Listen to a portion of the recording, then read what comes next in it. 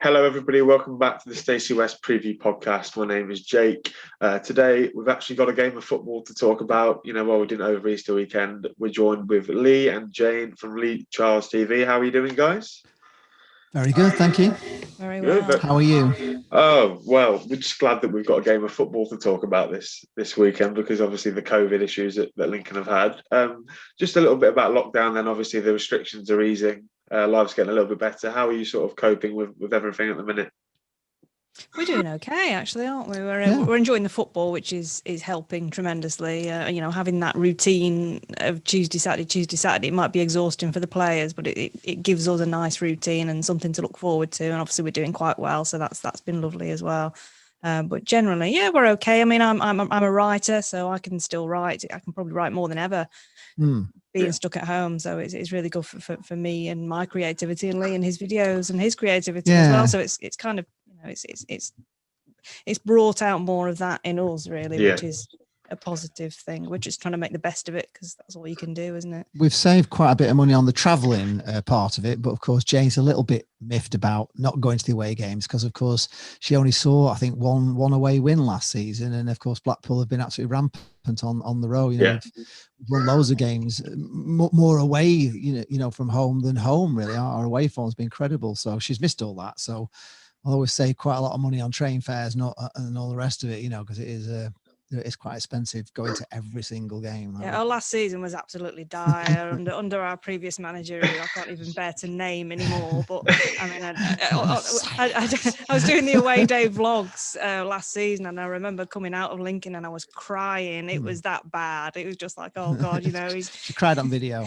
I cried on video. I'm like, he's just got to go. And it was just like every week we were traveling such long distances and losing every week. And now, you know, we're not going and they're winning on the travel. I think we've won about 5 or 6 on the bounce away now, and it's lovely to watch. But you're just missing out on those away wins, because she was getting really annoyed last season, because I was getting all the home games obviously and winning, and she was going away to everything and losing. I think you started off with Southend away, didn't you, with a great win, and then that was it really. And then Donny away, and then that was September, and then we didn't win again. No. Well, that was it. Are we both excited to get back to Bloomfield Road? Then obviously it's a ground really well known for the atmosphere. Are you looking forward to getting back there? That's the thing. You know, we keep saying all the time. The team are doing remarkably well. To say they haven't got that massive vocal support, which they do get. You know, Blackpool. If you've been there, you'll know it's very very loud, and it's just one of those things. But they're doing okay, you know, without us at the moment. So, you know, fingers crossed. But we're up near you, aren't we? It's all very close. It's all very tight up there at the moment. Yeah, a little bit scary at the minute, actually, isn't it? But I just wanted to talk about then the YouTube side of it. Obviously, you've got the YouTube channel and the Football Vloggers podcast as well. Just tell us a little bit about that and how that sort of started as well. It started by accident, if I'm being honest. I got into making videos. I watched a video on YouTube of this guy, and he had this party down. It was like a house party, a really nice house down south somewhere. And they had a swimming pool, and they had a tricky DJ at one end of the pool, and they had all these blow-ups in the pool. And I'm watching this video. I'm thinking, this looks like it's been filmed by Steven Spielberg. You know, it's that good. So I started teaching myself how to make videos, and I didn't know really where to take it. You know, I thought I could film family barbecues and all that sort of thing. And it just happened that Blackpool were coming back. You know, the Oystons had lost in court, and there was a big meeting at the De Vere Hotel, which was with Terry McPhillips at the time. All the Blackpool Supporters Trust. It was arranged for a meeting to say we got the club back, and arranging basically when the first homecoming game was going to be. So I thought, I can't film that. I'll go and film this little meeting. So I made a little video about that, and then during the meeting, they were asking for volunteers to go down and clean all the seats at Bloomfield Road. So I went down to volunteer, and I thought, well, when I go down there, I'll make a little video, show everybody, you know, how bad it was, all the pigeon poo all over the seats, and show all the volunteers how they're cleaning, because they had to clean just thousands of seats. You know, you couldn't have sat in them. There was no way. And I made this little video, put it up on YouTube, and within a couple of days, Quest HD had contacted me and said, "Can we use your footage? With all the the seat damage and everything."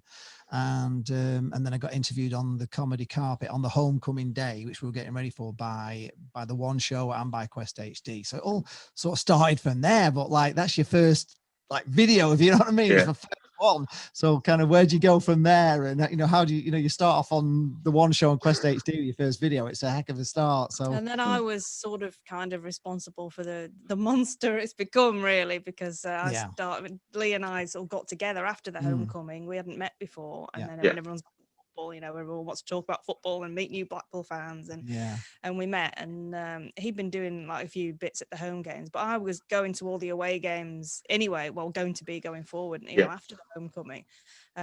So he said, "Oh, it's a shame, I'm only doing the home games." I'm like, "Well, look, I'm going to the away games. I might as well do some filming for you while I'm there, because I'm going anyway. I might as well, put me to work." So he was teaching me then about how light and sound and everything, and getting me all kitted up, and because I'm a creative mind, because I'm a writer myself. I was thinking of a story, what I could do. Like Southend away was the first away game, the first game of the season. So I was thinking, oh, what can I do? And I'm going into London, and I'm terrified of the tube, and I can film all that. And I'm thinking of people I could interview, like the Blackpool Association of Supporters in London. I could meet them, and they can tell us all about that. And I'm planning this little story in my head. And then, so it became a thing, really, for me to do the away days.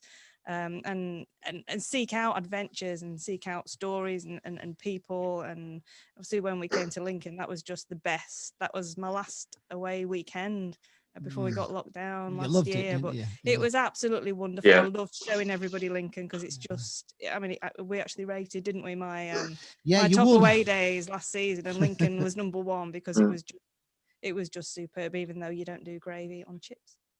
Well, there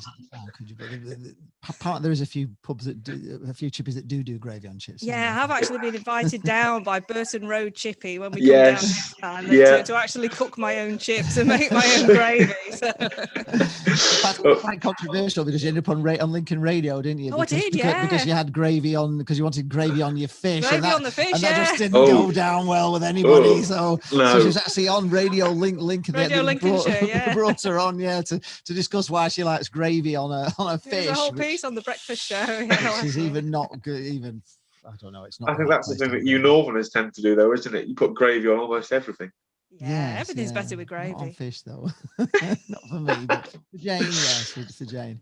So let's get onto the football if we can. Obviously, Lincoln are playing Blackpool as it stands at the moment. Blackpool season. We'll kickstart with you, Jane. Obviously, there was quite a lot of recruitment in the summer window. The likes of Hamilton, Keshi Anderson, Jerry Yates all arrived at the club. Were your expectations really high when you saw all those players sort of come in, or that there's been a lot of deadwood out the squad as well? Yeah, absolutely. But it wasn't necessarily the personnel we brought in, because we'd done that the previous 2 or 3 transfer windows as well. We'd basically overhauled the squad completely, because the lads that we had just didn't fit in, didn't work for whatever reason. So we kind of had about 3 or 4 transfer windows doing the same thing. So it wasn't necessarily the players that we brought in, because they were unknown quantities really for us. It was more how we performed pre-season was incredibly exciting, because we played Everton and we were 3-0 up in 10 minutes. And we went to Anfield and we were 2-0 up at Anfield. And okay, we ended up losing 7-2. But I think you did as well, didn't you, to Liverpool? Yeah. So we won't dwell on that. But to see us doing that and playing with such swagger against Premier League opposition, you're like, hang on a minute, this is really exciting. And I actually had a bet on Blackpool to win the league at that point. And I think the expectations were really, really high. And also amongst the players, we've got this new preview show that the football club are doing now on a Friday night, which Neil Eardley's on actually this Friday night, might interest you. And the players on there are saying that for them, their expectations were high as well. And they were expecting to stroll the league, that they had such confidence. So it was there as well. And then we just had a disappointing start, and it just didn't happen, and we didn't get going, and we were inconsistent. We had a couple of, spells like over early on in the season, and also at Christmas, where we weren't so good. And it's only really been this last couple of months, things are starting to come together now, and we know we're going to do it now. We know, we're confident. It's the kind of the Blackpool way of doing things. We never do anything easy here. It's, I've been a supporter, 40 years, and it's always the same thing. It's just, it's always Blackpool get there in the end kind of thing. They never, very rarely are. Well, I don't think I can ever remember a time like Blackpool, like top of the league, flying away. You're thinking it's, season's over by, probably April, you're so clear. A bit like Norwich are now, that big, massive gap. We're never like that. We always come at the end from nowhere. Nobody sees us coming, but it's always, we have to go up through the playoffs, which is our normal way, isn't it? We're the most successful playoff team in history. So playoff kings. We are, because the only way we ever get promoted. I think I've only ever seen us get automatic once. Yeah. Everything else has been through the playoffs, I think we've probably got one of the worst records in the playoffs as well. So if we meet, I'm going to be sort of cacking myself a little bit. Obviously, you did start slowly to the season. We beat you 3-2 up at Bloomfield Road, which we'll talk about now. Obviously, a game that I thought was quite. We gave you the game. We gave you the game, basically. I thought it was quite tight, actually. It was tight, but we just threw it away in the last 5 minutes with you remember there was a ball across to Husband in the middle who kind of miscontrolled it. We lost it, and then he obviously tried to win it back and ended up getting a red card and sent off on a penalty, which put you 2-2. And then we just let your centre half do 3 or 4 keepy ups in the box before he put it in the net. He was like, I've never seen anything like it. It was a complete meltdown for Blackpool in the last 5 minutes in a game that we were winning up until that moment. So it still hurts now. It's just remembering about it hurts. Interestingly, I don't want to tempt fate, but another thing that our players are saying, the defenders are saying, that they're focusing on getting the basics right, getting the head in, getting the tackles, getting the basics. And we're not making mistakes like that anymore. We had so many dismissals at the start of the season. I think we had about 4 or 5 players sent off. Yeah. And then all of a sudden we got Colin Calderwood in, and we haven't had any. And we used to see it a lot, didn't we, at the start of the season, and also last season, with Curtis Tilt did it a lot, stepping on the ball, making mistakes.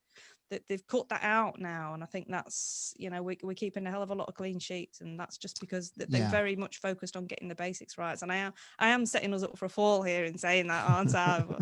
But it's definitely noticeable. It was Keystone Cops defending at the time, so it still are sometimes, but I mean it was really bad in that game. That the complete disaster at the end of it was quite unbelievable. But yes, I thought Lincoln were a good side. And that run that you're on now, then you see you go from mid-table, Jane, all the way up into the playoffs. Do you feel that if you hadn't had that slow start to the season, you could well be pushing the likes of Hull and Posh at the top of the table? I think we're still looking at that, to be honest. It's the big games for us are really, we've got Sunderland to play twice. So if we can take Sunderland, then that's going to make it really interesting. But I think we do secretly, quietly still have our eye on the top 2, but certainly we're confident of the playoffs now. It's been interesting actually, because we've had a lot of games in hand, and I read on other message boards. We do our research, and nobody was talking about Blackpool as if they, as if we just weren't there at all. I kept thinking they don't realise that we've got so many games in hand. And when we played Peterborough at home, we got loads of Sunderland fans coming into the stream, and they were all, they're all like with us, behind us, to beat Peterborough. They wanted us to beat Peterborough, so they were kind of cheering Blackpool on. And I said to Jane, they're not seeing that we've got all these games in hand, and we're battering Peterborough. They maybe don't want us to win this game. They wanted us to beat Peterborough. I'm thinking we're a better side than Peterborough, and they've got to play us twice. You know what I mean? Yeah. So I was a bit like, be careful what you wish for here, as Sunderland fans. So it's going to be tough. We're not expecting that to be easy. We know Sunderland are on a good run of form as well, but there is still that sneaky chance, and there's a long way to go yet. And if we can emulate the perfect 10 that we did to get us out of this division before under Simon Grayson, then who knows? And hopefully we've got our tricky patch behind us, because ours was at the start of the year really, because we had a few players out with COVID at that time, and we had a few long-term injuries. CJ Hamilton we'd just lost, and who we were very reliant on at that point. I mean, he's hardly featured since he did come back for I think a game or two, and now he's out for the season again. But we were really struggling, I think, at that point. We had the FA Cup as well, which was a little bit of a distraction.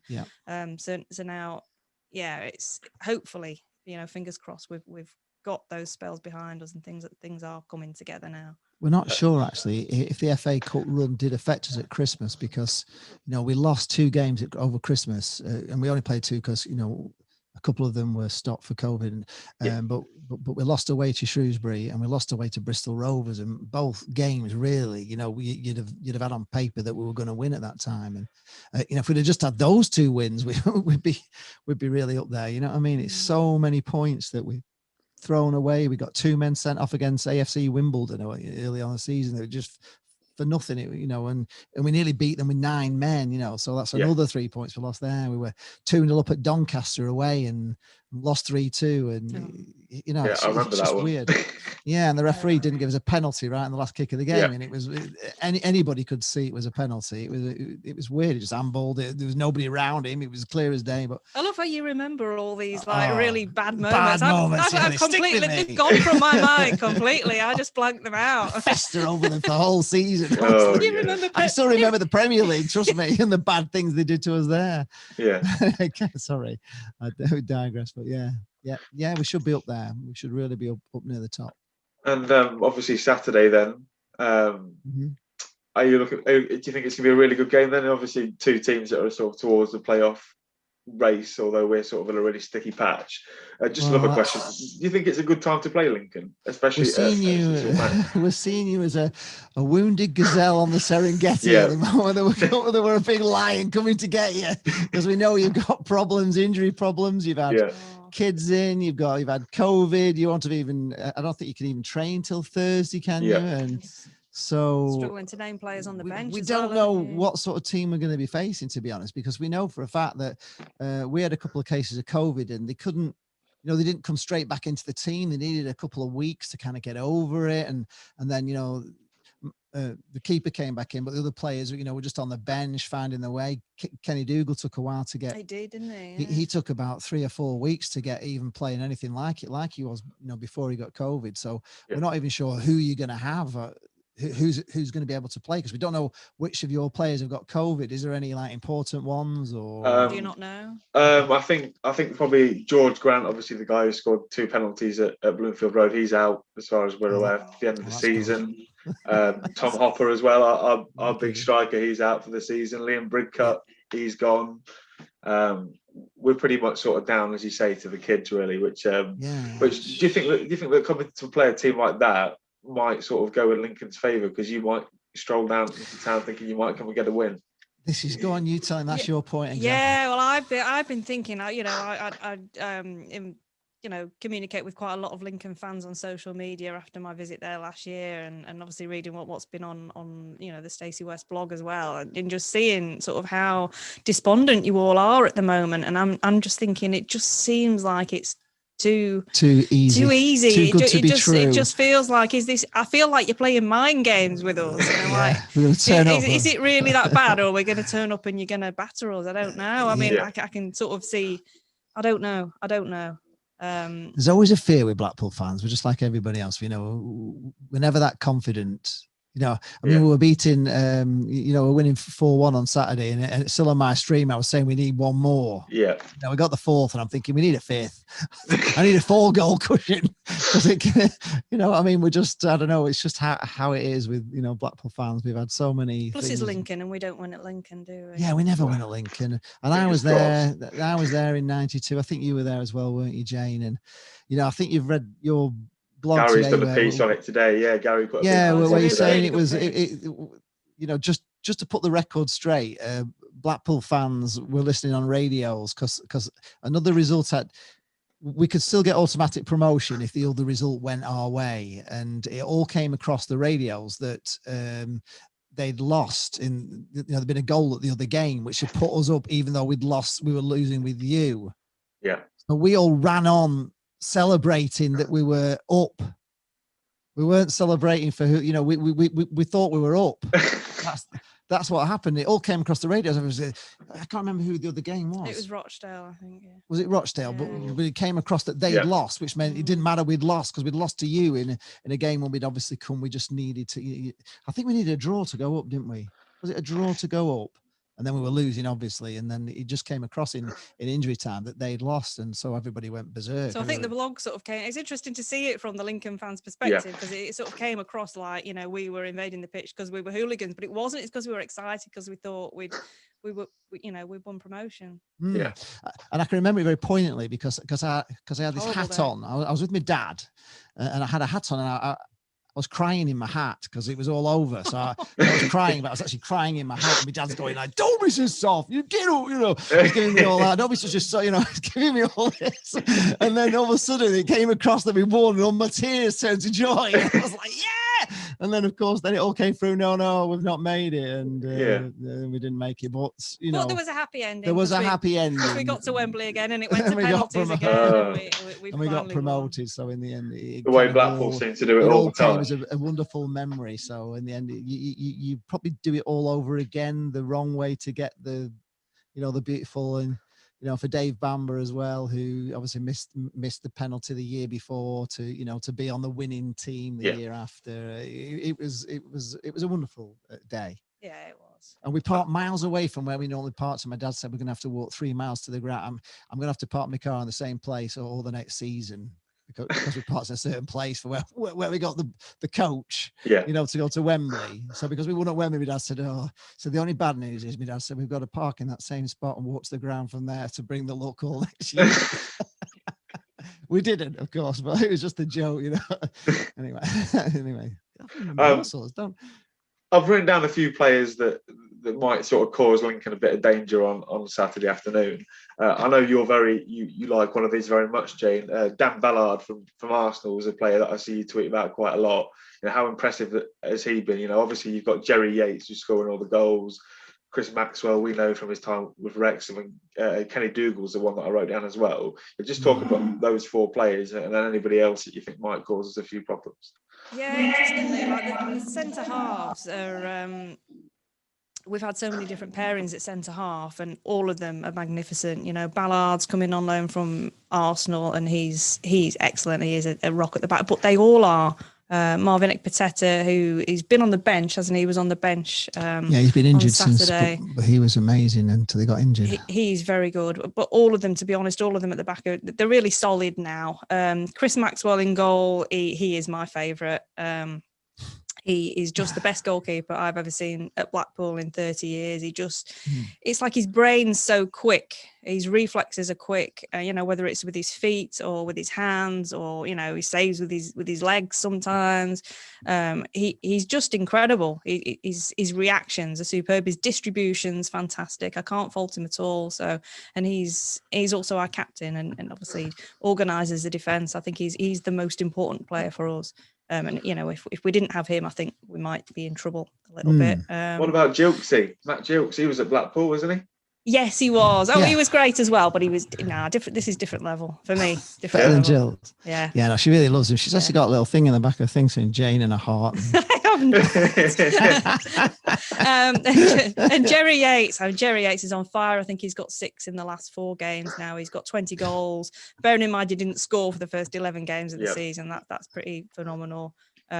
He can craft a goal out of nothing. He does his little Cruyff turns, and when he's one-on-one with the keeper, there's only going to be one winner. He's very, very special, and he will go on to play at a higher level for sure. And Kenny Dougal, he's really coming back into form now, really. I think for the first time since he had COVID at the start of the year.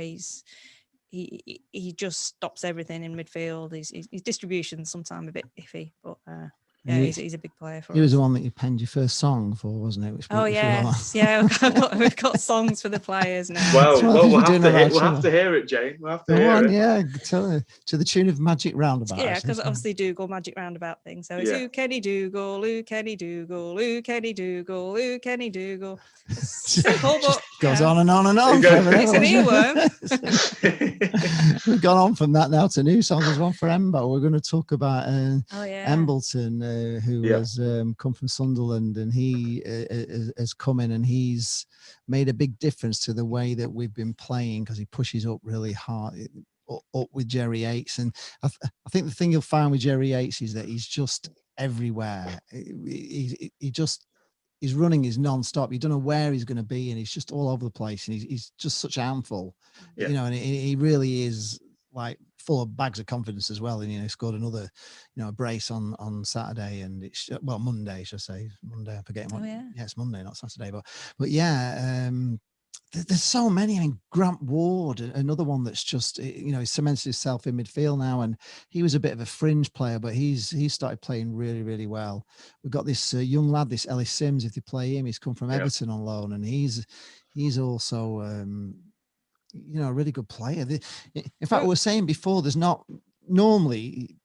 There's one player. I don't know if your fans are like it, but our fans always get on the back of somebody. There's always some players always getting all the, all the boos, and the fans are against them. They don't like him. He's the reason for all the mistakes. But there's not one player at the moment in this team that you would actually say you don't like. That they're all, to a man, it's just a complete and utter team effort, isn't it? Yeah, and they all really seem like nice boys as well. We're very excited at the moment. You can tell it's I can tell from the live streams. I watched the Gills live stream on Monday. When you scored a few of the goals, I thought, oh crikey, we could well be in for it on Saturday. I know. That took us by surprise, actually, that Gillingham one, because you know what Steve Evans' sides are like. You just think, God, we've got to get an early goal, or else you just know what they're going to be doing. They're just going to be on the floor all the time, and thankfully we did it, and we got one, and we're on top all throughout, and it was not expected, but it was welcomed. It was kind of a double-edged sword, really, because normally when you play Gillingham, or normally when we play Gillingham, they always get ahead. Yeah. Once they get ahead, I don't know if you know, like Gillingham, they're brilliant at like time wasting, going down for free kicks, 2 trainers coming on, taking 3 years to make a substitution, all this sort of stuff that just drives me mental. But we didn't see any of that, because obviously we were in the lead, and they got an equaliser, then we're in the lead again. But then we saw the other side of Gillingham, which is where they're just everything's aerial bombardment at you from beginning to end. They're just throwing balls in, they're just long balls. They've got these 2 big strikers up front, and they're just throwing balls in all the time. And I've never really seen Gillingham play like that. And I actually thought they were quite scarily good. Yeah. But normally we don't see that side of them, do we? No, we don't see them play football. No, we don't see it. We just see them like wasting basically 75 minutes of a 90-minute match. It's unbelievable how they just waste time, Gillingham. And it drives me, up the wall. I can't stand it. And I think I was saying in the video, before we did this, that it was my son's 21st birthday the season before. It was the last game of the season against Gillingham. And I bought seats in hospitality and everything all for his birthday. We had a cake up there and everything. And then we were 3-0 down after 25 minutes against Gillingham. They ruined the day. So I really wanted to win just to get that back. You know what I mean? So yeah, it was a surprise, wasn't it, really, against Gillingham? Because we were expecting, maybe a draw or even to lose it, to be honest, because we never beat them. They always seem to. Did Steve Evans eat your son's birthday cake as well? He could have done. He might have well done. I'd be surprised if he didn't take any. What was that thing that you said about Steve Evans? The poem, it was for all things. Yeah, what was it? Oh yeah, someone tweeted, all things bright and beautiful, all creatures great and small, all things wise and wonderful, Steve Evans ate them all. That will go down very well in Lincoln, I think. Yeah, it's great, isn't it? We were laughing about it for ages. It's really funny. Obviously, Matt from Jules and the Blood Fountain TV is going to love all this talk about Gillingham, because that's all he seems to tweet about at the minute, how everybody sort of hates Gillingham. But I just want to get your sort of opinion then on, when sort of everyone was sort of tipping Blackpool as the outsiders for the playoffs this year. I don't think anybody sort of tipped Lincoln to be that side. So what have you sort of made the fact that been up there for practically the entire season so far, and are you sort of surprised that we're where we are? I think League One is anybody can do anything in League One. It's just that weird sort of league, isn't it? It's very tight, and if anyone can put a run of form together, they've got a chance. You've just got to be less shit than everybody else in the league. and have a good run basically. And you started off absolutely brilliantly, and fair play to you. And I'm very happy to see you. I've got a soft spot for Lincoln now. You're my second team in League One after my visit there last year. It's been lovely to see you up there. It really has, and I've been rooting for you. But obviously, I won't be on Saturday. But and I just hope, that you can still get something out of this season, because it just seems like you've had just an horrific run of events, really. Yeah, we felt pretty sorry for you, really. Seeing how the injuries and everything, because we've suffered with injuries as well, and it just seems very cruel, because at one time you looked like you were going up. I thought you were going to get automatic. You look so good, and for us it's been a little bit unusual, because we had Michael Appleton as manager here at Blackpool, and he came when the Oysons were here, and he came from, was he with Portsmouth? I think it was Portsmouth, wasn't he? He came from Portsmouth. He'd done really well there, and then he came to Blackpool. Everybody thought it was going to be the next best thing, and he just fell out with the Oysons like almost instantaneously. I think he only stayed for, did he do 12 matches or something like that? He was our shortest serving manager. Yeah, and he just left. He just was, I'm not, no, this is not for me at all. Fair play to him. I mean, the Oysons were terrible. They really were. They just were so stingy, weren't they? That's the only word I can think of. Again, penny pinching, I'm blacking them out from we try and black them out, but he left, and then he went to Blackburn Rovers, to the Venkies, which I wasn't sure who was worse, the Venkies or the Oystons. But it was weird. It's kind of unusual to see him doing well, because obviously, we don't have any affection or disaffection for. In fact, a few Blackpool fans actually like him because he kind of stood up to the Oysons and just told them where to go and to shove the job, where the sun don't shine. And it was quite brave of him, really. But he did seem to be doing a fantastic job with Lincoln, and we were surprised that it all just hadn't gone as it was going, because it was going really well. I could only see you getting promoted, if I'm being honest. At one stage, probably Christmas time, we thought Lincoln were up. And now it all seems like it's gone to absolute shit, but never mind. Let's talk about Saturday then. Obviously, a score prediction, how do you think it's going to go? Obviously, I think you'll probably tip a Blackpool win, but just in terms of a score prediction. It's really difficult. It's really, really difficult, because with all the news that's coming out from Lincoln at the moment, and with the form that we're on and the confidence that we have at the moment, I want to say it's going to be a heavy victory, but I just can't. I don't feel that. I feel like I still feel like you're playing tricks on me, that things aren't that bad, and you're going to beat us.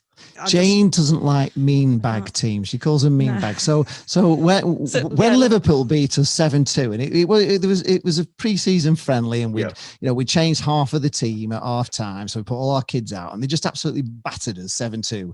And we didn't even have enough scores to put up. We had to write them down on pieces of card, because I didn't actually have enough scores to put in the middle of the thing. I hadn't gone up to 7. I'd gone up to 5. And Jane was calling them mean bags. There's no need to do this, just a mean bag team. And then they went and beat you 7-2, and you were really getting angry about it. I was absolutely livid. I remember I was in the pub that night. Remember when we could go to pubs? Yeah. And I was watching that match actually when Lincoln when Liverpool beat you, and I'm just there mean bagging again. I was screaming at the screen. There's absolutely no need for this. They don't need to do this. Yeah, it's just cruelty. Yes, it's cruelty. So what's your prediction then? You obviously don't want to be a mean bag. I don't want to be a mean bag. I kind of not against Lincoln, no. I'll say, I want to say 3-0. 3-0. God, oh dear. Lee? 5-0 from me. Oh, brilliant. We really are setting ourselves up for a fall here. We can't wait. 5-0, there you go. I'm being a mean bag today. What's your prediction? I just can't see anything else but a Blackpool win. Yeah, I think I'm probably sitting in a similar sort of boat. As I say, we've sort of got COVID injuries, that sort of thing at the minute. I don't think we're going to be fit. I don't think we've really got long enough to train either, which is sort of why the game might be on, it might be off, that sort of. I would probably say 2 or 3-0 to Blackpool. If you see what Gillingham did to us the other week, if you can get a goal in the first sort of half an hour or so, first 20 minutes, I think you'll probably sort of run away with it. comfortably as well. But many thanks for coming on to the channel, the pair of you. It's been a really good laugh, actually. It's good.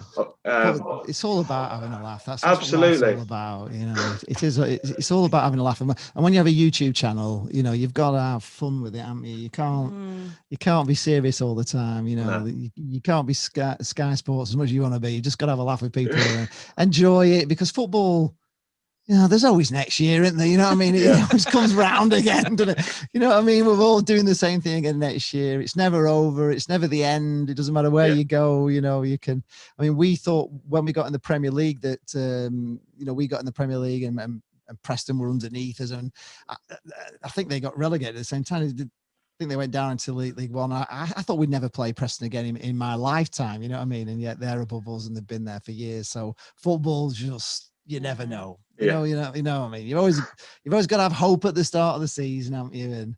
And then it kind of gets kicked out of you as the season goes along. But at the end of the day, that's what it's all about. You just got to enjoy it and have a laugh. And, you know, we're all, you know, one of the things we've learned actually with having a YouTube channel is at the end of the day, you know, we've met loads of like away fans and talked to away fans that we would have never met normally. You know, you're very like all in your own bubble, aren't you, with your own fans, and you see the opposition as, you know, they're just horrible, aren't they? But we've gone through this and we've realized at the end of the day, we're all just like one big football family at the end of the day, and we all suffer pretty much the same things year in, year out. You know, if you talk to lower league fans, they go little bits of ups now and again, but you know, lots of bad refereeing decisions and things that go wrong, and you get a good player and he gets poached and all this sort of stuff. It's just it's the part of being down here, and you've just got to, you know, not take yourself too seriously and just have a laugh.